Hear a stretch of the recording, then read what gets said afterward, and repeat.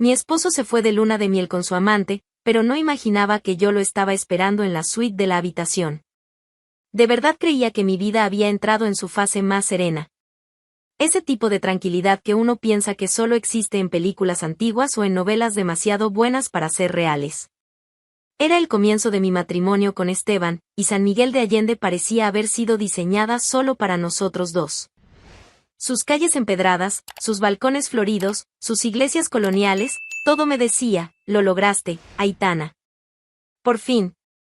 Esteban y yo nos habíamos mudado a una casita de fachada color terracota y ventanas grandes, en lo alto de una colina donde el viento de la tarde siempre traía olor a flores y calorías.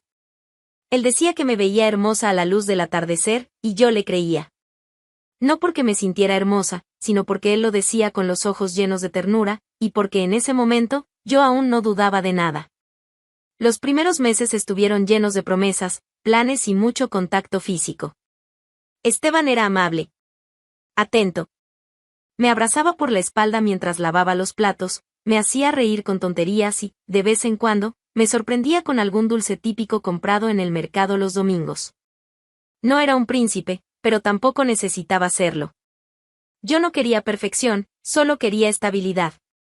Y él, hasta entonces, parecía ofrecérmela. Pero detrás de mi reciente alegría, había una presencia constante que, incluso a la distancia, sostenía mis emociones como raíces bien afianzadas en la tierra, Javier. Mi padre adoptivo. Un hombre que, aunque nunca fue muy expresivo, jamás me dejó sentir sola.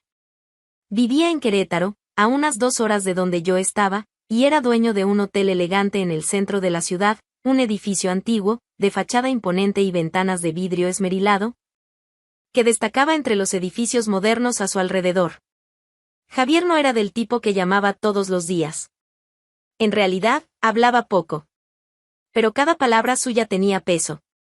Y, sobre todo, siempre estaba ahí.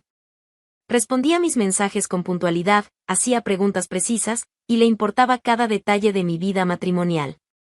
A veces pensaba que él estaba más feliz con mi matrimonio que yo misma. Cuando le enviaba fotos mías con Esteban, y yo le mandaba muchas, él respondía con mensajes como, mi niña, estás radiante. Oh, se te ve feliz, eso me basta. Era como un faro silencioso. Un tipo de amor que no necesita estar cerca para ser fuerte. Me sentía respaldada por él. Nunca dudé de que, si un día yo caía, Javier me tendería la mano. Y tal vez fue eso lo que me hizo bajar la guardia. Con Javier apoyándome a la distancia y Esteban presente a mi lado, me convencí de que estaba segura. Blindada. Que nada malo podría alcanzarme. Mi rutina con Esteban era tranquila. Él trabajaba como gerente de proyectos en una empresa de tecnología y pasaba gran parte del día fuera. Yo me ocupaba organizando la casa, leyendo libros, haciendo cursos en línea, soñaba con abrir una tienda de cerámica artesanal. Siempre hablábamos del futuro, hijos, viajes, tal vez comprar una casa más grande en un barrio más céntrico. Él hablaba de eso con entusiasmo. Y yo, otra vez, le creía. Recuerdo una noche en particular, cuando nos acostamos juntos en la hamaca del balcón. El cielo estaba despejado, y él señaló una estrella fugaz. Pide un deseo, susurró. Yo pedí exactamente lo que estaba viviendo, que esa paz durara para siempre. Pero, ¿cómo se puede saber, en medio de la calma, que la tormenta ya se está formando en el horizonte? Si alguien, en esa época, me hubiera dicho que algo andaba mal, yo lo habría negado. Habría dicho que todo estaba bien, que Esteban me amaba, que mi padre estaba feliz por mí. Habría defendido mi vida como quien protege un castillo de naipes, frágil, pero hermoso de ver. Porque cuando uno cree que ha encontrado algo raro, lo último que quiere es cuestionarlo. Y yo no cuestionaba. A veces, cuando le mandaba una foto de Esteban a Javier, él respondía, tiene buenos ojos. Me gusta su mirada. Yo sonreía, feliz con esa especie de aprobación silenciosa. Para mí, Javier era una brújula moral. Si él veía algo bueno en Esteban, entonces yo podía estar tranquila. Fue un martes por la tarde. De eso sin color, sin prisa, sin nada. Yo estaba doblando sábanas en la habitación, escuchando una playlist cualquiera en el celular, cuando sonó. La pantalla mostraba el nombre de Javier. Papá. Contesté sonriendo. Su voz, del otro lado de la línea, siempre me traía calma. Esa forma pausada de hablar, con el acento fuerte de quien ha vivido años en Querétaro, era como una manta caliente en un día ventoso. Hola, mi niña, dijo él, animado. Estoy tan feliz de que vengas a visitarme con tu esposo. En ese momento, me detuve. Literalmente me congelé. La sábana cayó al suelo, el sonido de Spotify se desvaneció detrás del zumbido que invadió mis oídos. ¿Cómo? Mi voz salió baja, casi sin sonido. La suite de la pareja ya está reservada. Elegí la más bonita del hotel. Quiero que se sientan especiales. Esteban hizo la reserva hoy por la mañana. Llegan el sábado por la noche. La frase entera me golpeó como un puñetazo. No sabía nada de ese viaje. Nada. Ni una palabra, ni un comentario, ni una pista. Nada. Y Esteban era del tipo de hombre que me contaba todo. Oh, por lo menos, fingía muy bien. Empecé a temblar. Dejé el celular sobre la cama por un segundo, como si estuviera demasiado caliente. Respiré hondo. Lo tomé de nuevo. Papá, él no va conmigo. Silencio. Él va, con otra mujer. No tenía pruebas.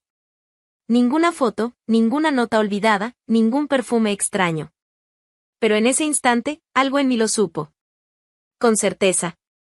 Las piezas comenzaron a encajar solas. Y no era una sensación ligera, era una colisión. El recuerdo de Esteban ausente en las últimas noches, de una sonrisa extraña el domingo, de conversaciones que terminaban demasiado pronto. Y ahora, un viaje planeado sin decirme nada. Del otro lado de la línea, Javier no dijo nada. Su silencio era denso, cortante. Un silencio que lo decía todo. ¿Quieres mi ayuda? Preguntó, al fin. No dijo cuéntame más, ni estás segura, ni no seas precipitada. Solo ofreció ayuda. Como quien ya sabía. Como quien ya estaba listo. Tragué en seco. El nudo en la garganta casi me ahogaba, pero no lloré. No podía. No quería. Quiero. No fue un grito. Fue una decisión. Corta, dura, limpia. Fue ahí, exactamente en ese instante, que murió la mujer soñadora, enamorada, con fe en el matrimonio. Y nació otra. Alguien que no iba a permitir que la hicieran de tonta. Que no se iba a hundir entre pañuelos ni arrastrarse en busca de explicaciones. Si él iba a Querétaro con otra mujer, perfecto. Yo lo estaría esperando.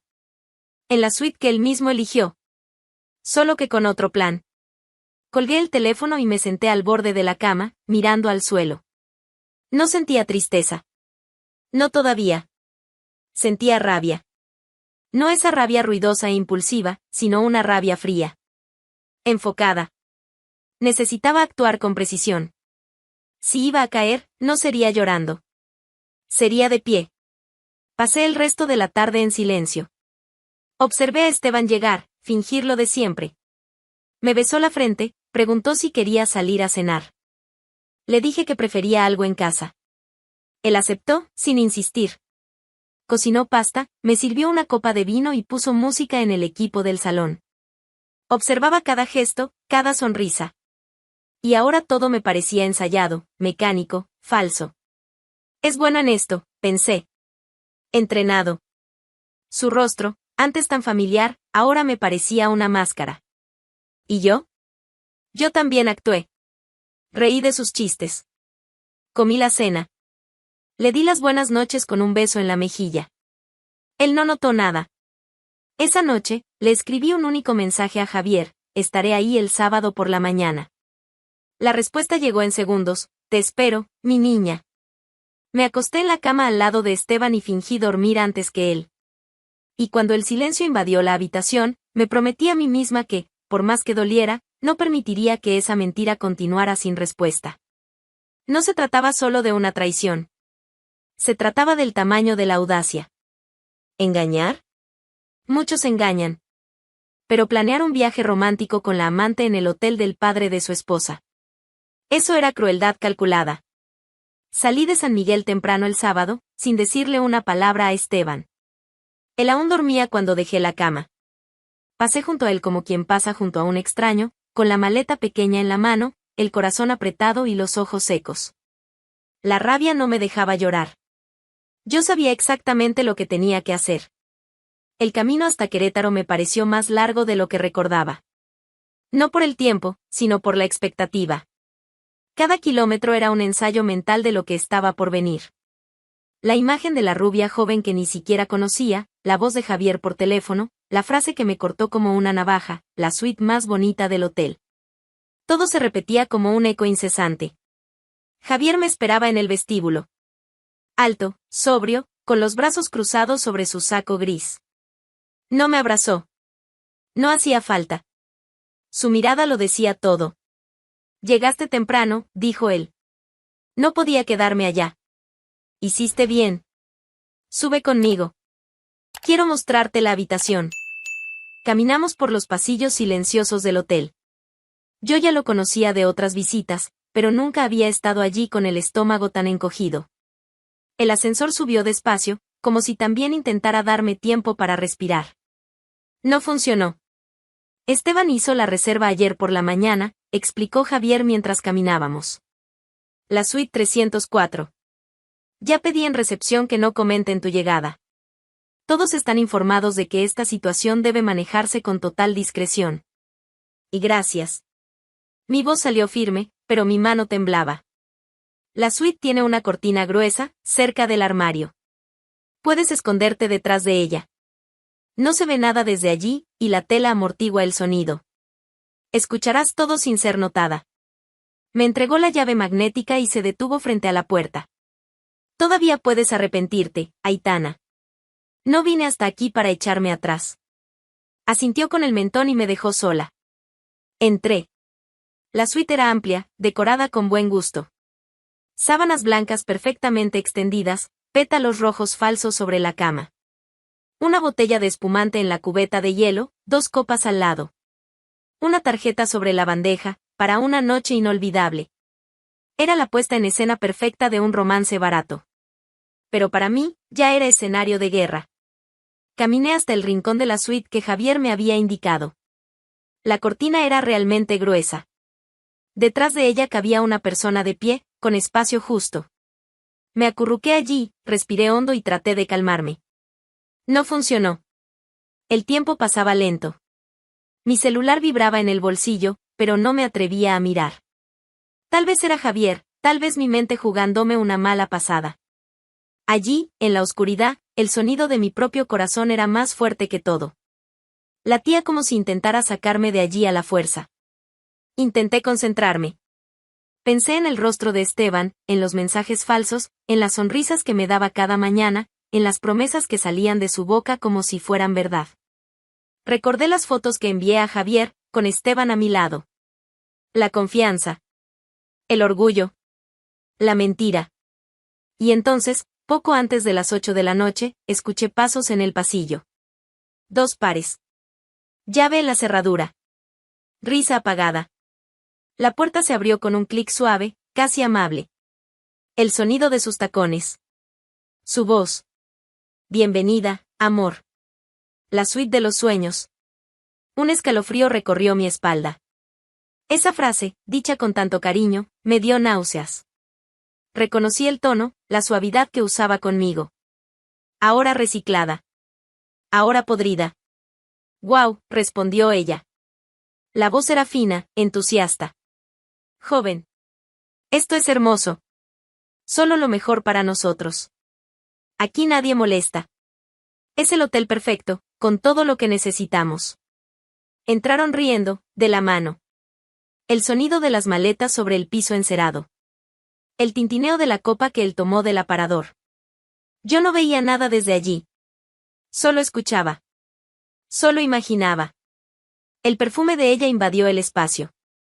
Demasiado dulce, casi infantil. Como un maquillaje mal escogido. Siéntate, amor, voy a quitarme la chaqueta. Relájate, dijo él. Esteban estaba completamente cómodo. Salí de detrás de la cortina. La luz de la suite ya estaba encendida. El tiempo se detuvo por un segundo. Esteban se giró, la copa en la mano. La risa murió en sus labios. La amante se congeló, aún con el bolso colgado al hombro, parada a medio camino hacia la cama. Él palideció al instante. Los ojos abiertos de par en par. No había explicación posible para eso. Solo la verdad, desnuda, cruda y frente a él. Miré a los ojos a los dos. Ya no me temblaban las manos. Y entonces, con la calma de quien esperó lo suficiente, dije: ¿de los sueños o de las pesadillas? Tardó 3 segundos en entender lo que veía. 3 segundos largos, suficientes para congelar cualquier reacción. Esteban, aún con la mano en la cintura de la rubia, se giró hacia mí. Abrió la boca despacio, como si las palabras pudieran borrar lo que los ojos ya sabían. Esto acaba de volverse una pesadilla para ti, dije, sin apuro, mirándolo directamente. Pero para mí, esto es liberación. La rubia aún tenía una sonrisa tonta en los labios, un paso detrás de él. Esa pose de soy el premio de la noche, el pelo recién peinado, el vestido demasiado corto para el frío que hacía. Quedó plantada allí, en medio de la suite, sin disimular su expresión de susto. Pero el susto no es arrepentimiento. Esteban se pasó la mano por la cara, como si intentara quitarse un sueño de los ojos. Aitana, escúchame. No. Hoy tú vas a escuchar. Y por primera vez, sin música de fondo ni cena romántica pagada con la tarjeta de tu esposa. Cruzó los brazos, tratando de recuperar la compostura. Siempre fue bueno en eso, hacer el papel de hombre calmado, racional, equilibrado. El tipo que lo resuelve todo con palabras. Lástima que ahora no había nada que resolver. ¿No entiendes?, empezó, con la arrogancia intacta. Las cosas entre nosotros cambiaron. Necesitaba respirar. ¿Y respiraste en el hotel de mi padre? Le solté. Original. Podías haber ido a cualquier motel, o a la casa de ella, pero no. Decidiste innovar. Usar la suite que mi padre preparó creyendo que era para mí. ¡Qué ironía! Mentiste también, Esteban, que lograste engañar incluso a quien nunca te vio de cerca. Él me miró como si eso lo hiriera. Como si aún esperara compasión. No quería hacerte daño. Claro que no. Los cobardes nunca quieren. Solo hacen daño porque es más fácil. Porque saben que la otra parte va a intentar entender. Y yo lo intenté, ¿no es cierto? Hice de todo para creer que nuestro matrimonio era real. Él intentó acercarse. Aitana. No. Quédate ahí. Exactamente donde estás. Entre la cama que no es tuya y la mujer que nunca seré yo. Ese es tu lugar en la historia. El silencio fue roto por la puerta. Javier entró. Con la tranquilidad de quien ya sabía lo que iba a encontrar. Ninguna sorpresa en su mirada. Ninguna demanda de explicaciones. Solo me miró, como quien pregunta, ¿me necesitas ahora? No respondí. Solo caminé hasta el centro de la suite y me volví hacia los dos. Esteban, lograste algo admirable. Desprecio. No rabia, no celos. Desprecio. Y es mucho más difícil lograr eso de alguien que te amaba. Esteban sostenía la copa en la mano, sin saber dónde dejarla. La amante cruzó los brazos, comenzando finalmente a darse cuenta de que estaba en medio de algo que no podía ganar. Ni siquiera abrió la boca. Me engañaste en el lugar más simbólico de mi vida. El hotel donde pasé parte de mi infancia, donde mi padre trabajó toda su vida, donde mi madre bailó conmigo en el salón en la primera fiesta que hicieron en mi honor. ¿Y elegiste esto, esta habitación, para tu aventura? Él se pasó la mano por el cabello, impaciente. Pero yo seguí. No solo eres un canalla. Eres estúpido. Pensaste que podías hacerlo todo a escondidas y que nunca nos enteraríamos. Reservaste a tu nombre, justo el fin de semana en que mi padre me esperaba. Tienes el ego más grande que el sentido común.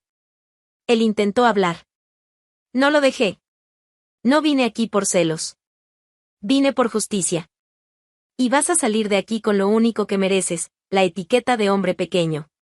Javier, por fin, rompió el silencio. Ya pedí que cancelaran el resto de la reserva. Puede buscar otro lugar. Esteban lo miró, luego a mí. Buscaba una salida, alguna frase de impacto que pudiera revertir la escena. No la había. El divorcio empieza el lunes. Me encargaré personalmente. Respiré hondo.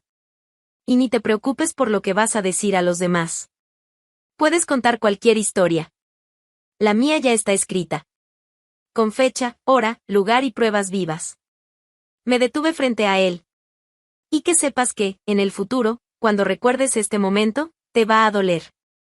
Porque vas a darte cuenta de que no perdiste solo a una mujer. Perdiste un hogar. Una oportunidad de ser algo mejor. Y todo eso, por una aventura con fecha de caducidad de fin de semana. A la mañana siguiente, aún estaba en el hotel. En realidad, seguía en la misma suite, pero ahora con las ventanas abiertas, la habitación ventilada y el olor de la traición totalmente barrido. Esteban se había ido la noche anterior, y la amante con él. Nadie los vio bajar, y nadie preguntó. La discreción siempre fue política de la casa, pero ese día, el silencio también era respeto. Desperté con el sonido de las golondrinas. Por alguna razón, ese ruido me hizo sentir viva.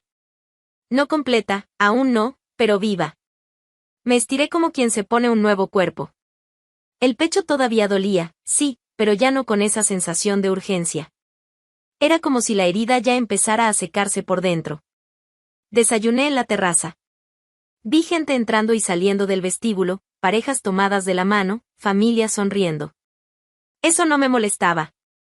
Era como observar otro mundo. Un mundo que no era el mío, al menos, no en ese momento. Y estaba bien. Javier apareció poco antes de las 11. ¿Dormiste bien? Asentí. Mejor de lo que imaginaba. Se sentó frente a mí, con una taza de café negro. Llevaba una camisa azul clara, sin el blazer de siempre. Estaba más relajado. El cabello recogido atrás, como siempre. Y el rostro, el rostro tenía esa misma expresión de siempre, firmeza disfrazada de serenidad. El tipo de hombre que habla poco, pero dice mucho simplemente estando presente. Puedes quedarte el tiempo que quieras, dijo. Lo sé. No hay prisa. También lo sé. No hacía falta decir más. La comodidad entre nosotros estaba ahí. Como si finalmente hubiéramos dejado de vernos como padre e hija por obligación y comenzado a reconocernos como dos sobrevivientes que se entendieron en medio de la tormenta. Pasamos los días así. Simples. Me invitaba a almorzar en el restaurante del hotel. A veces comíamos en silencio. Otras, hablábamos de cosas que nunca habíamos hablado antes, mi infancia, cómo eligió adoptarme, los años que pasó solo tras la muerte de mi madre. Nunca supe cómo entrar de verdad en tu vida, confesó en uno de esos almuerzos. Pensé que estar cerca sin invadir sería suficiente. Y lo fue. Hasta ahora. Lo miré a los ojos. Ahora necesito que estés dentro. No afuera. No respondió con palabras. Solo extendió la mano por encima de la mesa y sostuvo la mía. Fue la primera vez, en mucho tiempo, que sentí mi mano firme en la de alguien que no iba a soltarla por conveniencia. Los días siguientes pasaron con una paz inesperada. Aún había dolor, claro. Algunas noches me despertaba con la mente en espiral, recordando la habitación, a la rubia, su risa, la frase que dijo al entrar en la suite. A veces dolía pensar que todo eso había sido real. Pero no volvía a esos recuerdos por nostalgia. Solo para asegurarme de no olvidar. La herida me recordaba quién era ahora. Y me gustaba esta nueva versión de mí. Más limpia. Más lúcida. Empecé a caminar más por la ciudad. La librería de la esquina del hotel, la cafetería frente a la plaza, las tienditas de artesanía. Javier a veces venía conmigo. Otras veces, me dejaba ir sola. Pero siempre sabía dónde estaba. No me controlaba. Solo me acompañaba con su presencia. Y eso, en ese momento, era todo.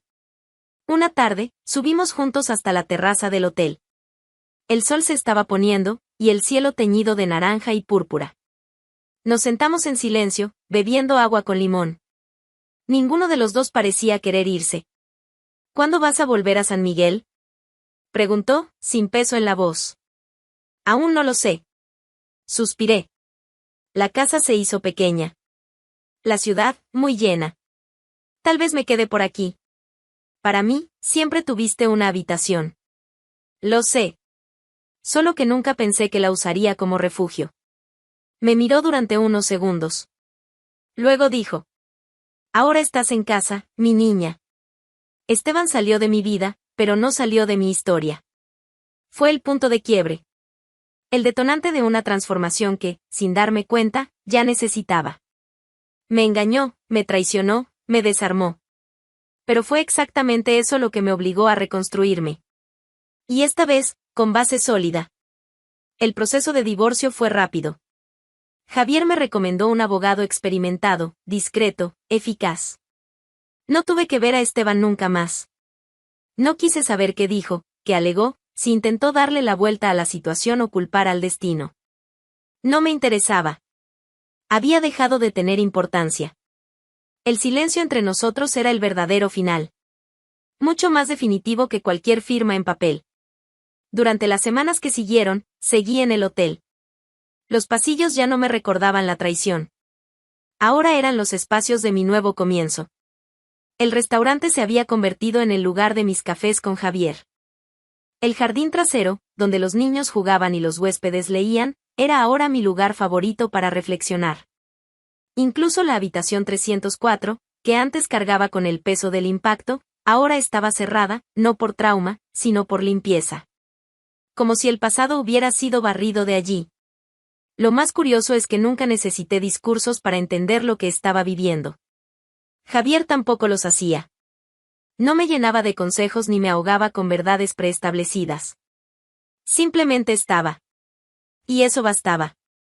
Una noche, después de la cena, estábamos en la biblioteca del hotel, un espacio pequeño, con sillones de cuero y libros antiguos que él se empeñaba en conservar.